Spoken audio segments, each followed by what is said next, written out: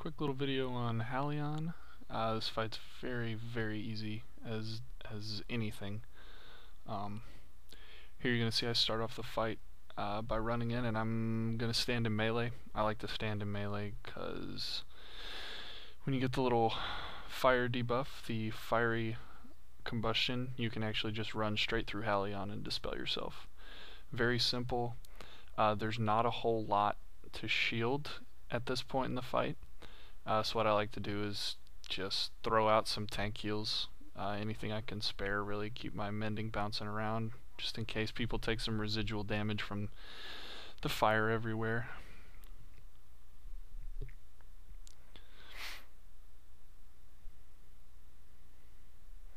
Other thing that I like to do is I'm pretty adamant about watching for dispels, whether it's dispelling the shadow debuff or the fire debuff. Depending on which side I'm on. As a disc, you're going to want to, for the second phase, stay in the Twilight Realm because you're much better suited down there since you can move and shield and cast mending. Pretty much everything's instant.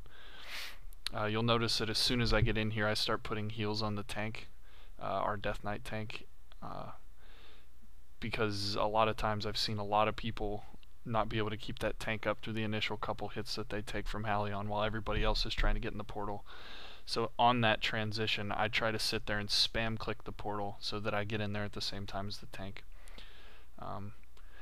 So at this point, other than watching the tank get low from slacking paladins, I like to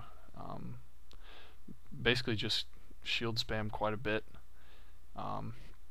I tend to follow the group. I stay a little bit ahead of the group, which is bad. A little later on in the fight, you'll see me get breathed because I was bad in this fight. But other than that, it's just all about the shield spams and watching dispels. As disc, you shouldn't make anybody else dispel. It's easy enough for you to do it, and you don't really lose much heals by doing it. So.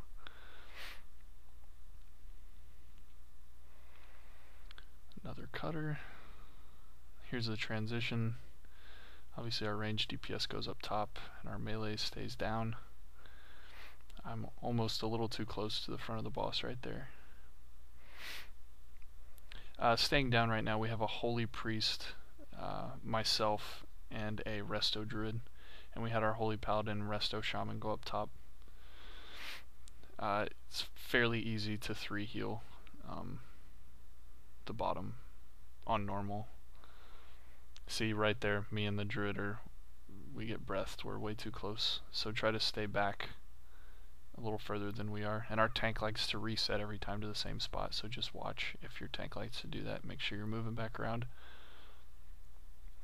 And yeah, there's not a whole lot of targets to heal really because we had a couple die early on, so it's really all about mending shields and dispelling and not sucking like I did right there and missing the beam, but whatever.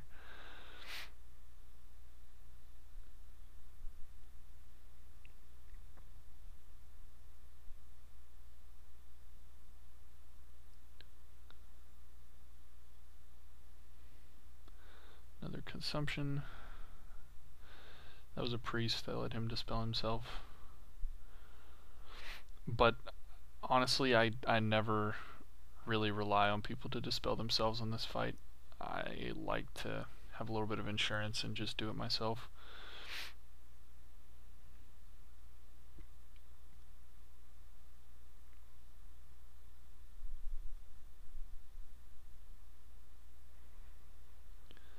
Not a whole lot to comment on here really. I guess use PI on yourself if you're playing disc for this fight, unless you want to give it to your druid or your holy priest, which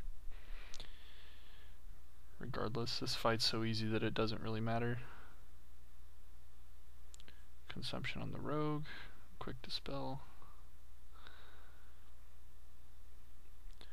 Sitting at about 12%, 11%.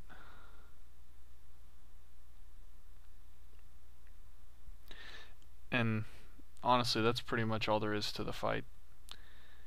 very simple, super easy to heal his disc.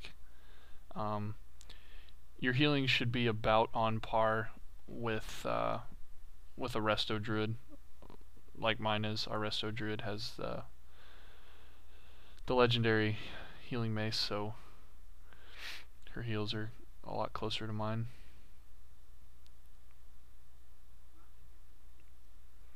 And she's very good as well. But that's it. I mean, it's straightforward. If you're healing the top as disc,